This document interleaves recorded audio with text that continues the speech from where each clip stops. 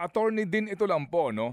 Kahapon po nakapanayam ng media si PCO Acting Secretary Dave Gomez, no? May binanggit siya na 3 important areas dito po sa ating pong usapin ng pag-iimbestiga sa skandalong ito, no?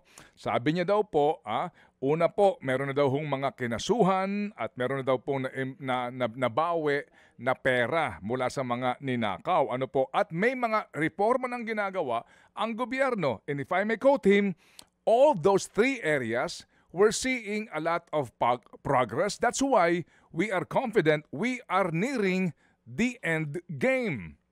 Dito po sa usapin po ng iskandalong ito, ano ang inyong take po dito sa malapit na raw pong nearing the end game ang kanyang ginamit mo salita, Attorney Din?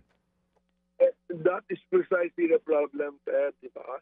Precisely the problem that people do not see any end in sight. So Malacanang yan, they're trying to sell that line, hindi yan tanggap ng mga tao. At hindi yan tatanggapin. We will not accept.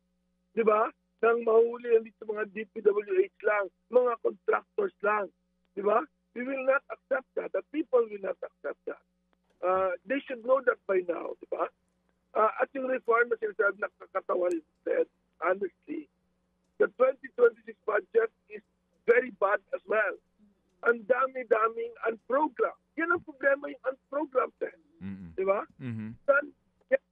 That's the other black hole dito.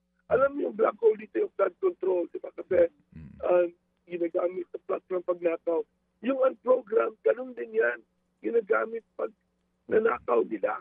Di ba? Doon na ilipat ang funds para hindi na natin mahanap. That is the same budget that was approved this year. Oh, sorry. That's being approved. Hindi pa tapos I think the Senate still has to vote for the budget. And it's the same budget. Di ba? It's the same problem. I mean, of course, better ang budget nito kasi better ang education, better ang public health. Di ba? Example lang tayo, just give example. Yung PhilHealth. Diba? Sabi ni President, balik namin sa PhilHealth yung pera ng PhilHealth. That is false. Ang ginagawa nila, dagdagan nila yung pera ng PhilHealth from our current taxes. Diba? From our, hindi na binawi yung binigay kasi binigay na yun sa mga contractor. Diba? Twice na tayo ninakawan.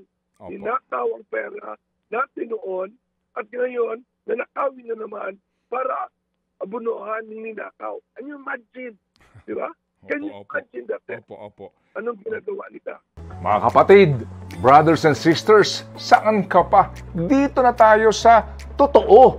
Dito na tayo sa True FM. Mga kapatid, mag-subscribe and follow po kayo sa social media accounts ng True Network PH. Yan po kami. Hanapin nyo lang True Network PH, Facebook, Instagram, YouTube, TikTok, and podcast.